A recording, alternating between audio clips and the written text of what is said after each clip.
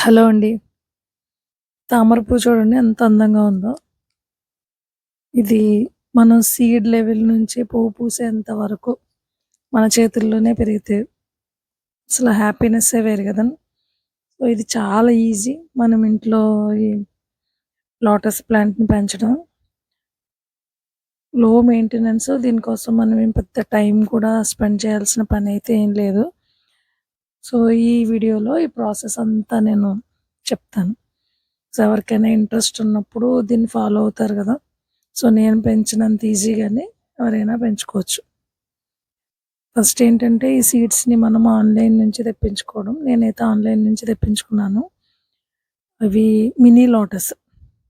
Mini lotus సీడ్స్‌ని మాత్రమే తెప్పించుకోవాలి. అంటే మనకి ఫ్లవరింగ్ అనేది చాలా ఫాస్ట్‌గా వస్తది. అదే మామూలు లోటస్ సీడ్స్ తెప్పించుకుంటే నాకు 1 ఇయర్ పైనే పట్టింది అది ఫ్లవరింగ్ రావడానికి. ఫ్లవర్స్ కూడా తక్కువొస్తాయి. అంటే బ్రీడ్ అటువంటిదని కాదు. దానికి మనం పాట్‌లో పెంచే సాయిలు, మన మెయింటెనెన్స్ సరిపోదు. అంటే అది నేచురల్‌గానే పెరగాలి. సో, అలా అనమాట.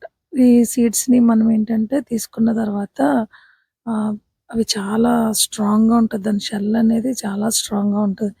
వాటర్ లోపలికెళ్ళి అది జెర్మినేట్ అవ్వడం అనేది చాలా కష్టం.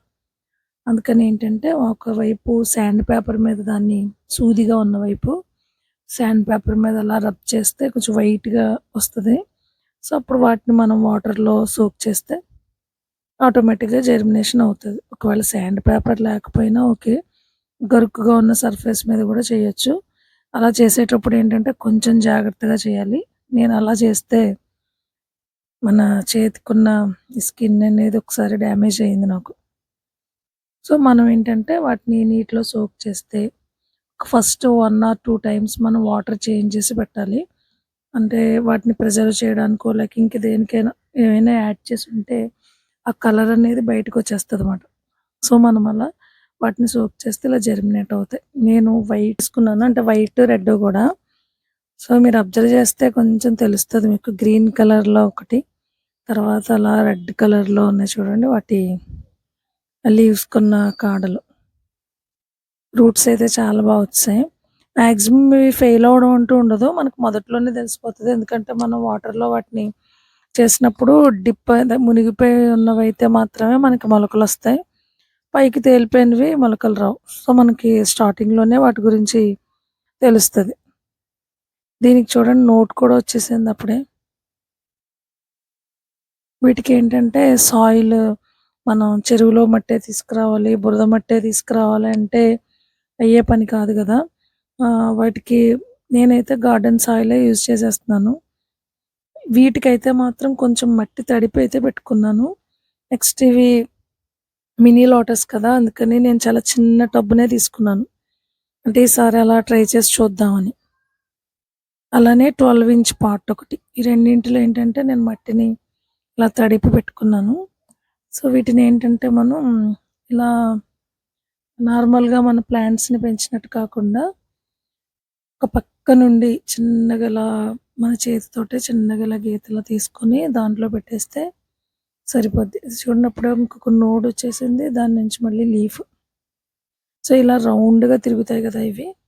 అందుకనేంటంటే మనం దాన్నలా చిన్నగా అలా తీసుకొని దాన్ని పైన బాగా లోపలికి కూడా పెట్టాల్సిన అవసరం ఏం లేదు. సో, మనం అలా పెట్టేస్తే చాలు. గ్రోత్ అనేది చాలా ఫాస్ట్‌గా ఉంటదని అనుకుంటున్నాను నేను. ఎందుకంటే ఇవి చాలా తక్కువ టైంలోనే ఇంత ఫాస్ట్ గ్రోత్ వచ్చింది దీనికి. తర్వాత నేనేం చేశానంటే దీనిపైన శాండ్ వేసుకున్నాను. అంటే మట్టితో మురికిగా కనిపించకుండా వాటర్ కొంచెం బ్రైట్‌గా కనిపిస్తది. అంటే ఫెయిర్‌గా ఉంటుందని చెప్పి నేను పైన శాండ్ ఏసుకున్నాను దీనికి. యాక్చువల్‌గా శాండ్ ఏయడం వల్ల ఏంటంటే ఒక డిసడ్వాంటేజ్ కూడా ఉంటది.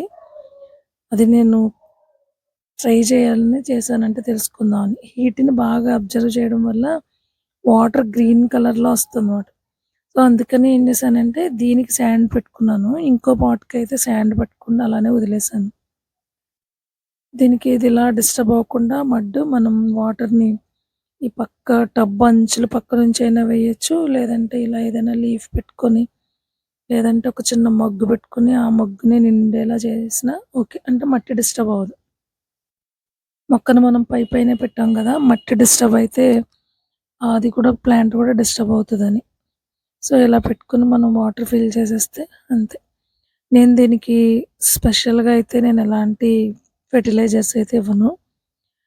ఇది మట్టిని నేను మిక్స్ చేసుకునేటప్పుడే ఆవు పేడను గాని, లేదా గేదె పేడను గాని అదే ఎండిపోయింది ఉంటది కదా! దాన్నే మట్టిలో మిక్స్ చేశాను. అంతే. అంతకు మించి నేను ఇచ్చేదేమి ఉండదు. ఒక 15 డేస్ అలా ఉన్నప్పుడు అంటే 15 డేస్ అయిన తర్వాత మన కిచెన్ వేస్ట్‌తో చేసుకున్న కంపోస్ట్ ఏదైతే ఉందో దాన్ని యాడ్ చేస్తానంతే. అంతకు మించి నేను వీటికి ఇచ్చేదేం లేదు.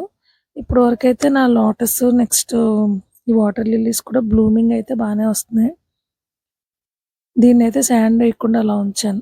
టెస్ట్ చేద్దాం అని చెప్పి. ఇప్పుడు ఎండలు చాలా ఎక్కువ ఉన్నాయి గదా! గ్రీన్ కలర్‌లోకి వస్తదా రాదా అని. అలా చాలా తక్కువ మెయింటెనెన్స్‌తో మనం ఈ ప్లాంట్స్‌ని పెంచొచ్చు. వీటికి పెస్ట్ కూడా పెద్దగా ఏం రాదు. దీని పైన లేయర్‌లా వచ్చే నాచునది తీసేస్తే సరిపోద్ది అంతే. అలానే లీవ్స్ అవి ఎండిపోయినప్పుడు వాటిని రిమూవ్ చేసేయడం. వాటర్‌ని ఫ్రెష్‌గా యాడ్ చేయడం అంతే. అంటే డైలీ మనం వీటిని కేర్ తీసుకోవాల్సినంత అవసరమైతే ఉండదు. నార్మల్ ప్లాంట్స్‌కి ఇచ్చినట్టుగా డైలీ వాటరింగ్ ఇవ్వడం, తర్వాత ఏదో ఒక ఫెర్టిలైజర్‌ని యాడ్ చేయడం ఇలాంటివేమీ ఉండవు. సో, చాలా చిన్ని చిన్ని టబ్స్‌లోనే వీటిని మనం పెంచుకోవచ్చు. అంత చక్కగా వీటికి అంటే ఎక్కువ స్పేస్ అవసరం లేదు. నెక్స్ట్ ఏంటంటే మెయింటెనెన్స్ తక్కువ. రోజు అబ్జర్వ్ చేయాల్సిన పని లేదు. అంత టైం గూడా తీసుకోదు. చక్కగా ఇలా బడ్స్ వచ్చేయడం. ఆ బడ్స్ అలా నెమ్మదిగా గ్రో అవుతూ మనకి చక్కటి ఫ్లవర్స్. సో, ఎక్కడో చెరువుల్లో పెరిగే పువ్వుల్ని మన ఇంట్లో మన చేత్తో పెంచుకుంటే ఆ హ్యాపీనెస్ చాలా వేరే లెవెల్‌లో ఉంటదది. అది ఎవరైతే ఆ ప్లాంట్స్‌ని పెంచుతారో వాళ్ళకి మాత్రమే తెలుస్తది. ఈ వీడియో చేయడం ఏంటంటే, నేను చాలా యూట్యూబ్‌లో వీడియోస్ చూస్తూ ఉంటాను గదా! మనకి ఇలా ప్లాంట్స్ అవి నచ్చినప్పుడు మాక్సిమం అలాంటి వీడియోస్ చూస్తాం కదా! సో, ఇలానే చేస్తే పెరుగుతది, అలానే చేస్తే అవుతది. ఈ సాయిలే యూజ్ చేయాలి అలా ఏం లేదండి. ఇందులో ఏ సీక్రెట్లు లేవు. ఇంత నీట్‌గా పెంచుకోవచ్చు మనం. జస్ట్ 95-110 అంతే ఆ రేంజ్‌లోనే ఉంటాయి సీడ్స్ కూడా. సో, సీడ్స్ తెచ్చుకొని మన ఇంట్లోనే ఇంత బ్యూటిఫుల్‌గా పెంచుకోవచ్చు.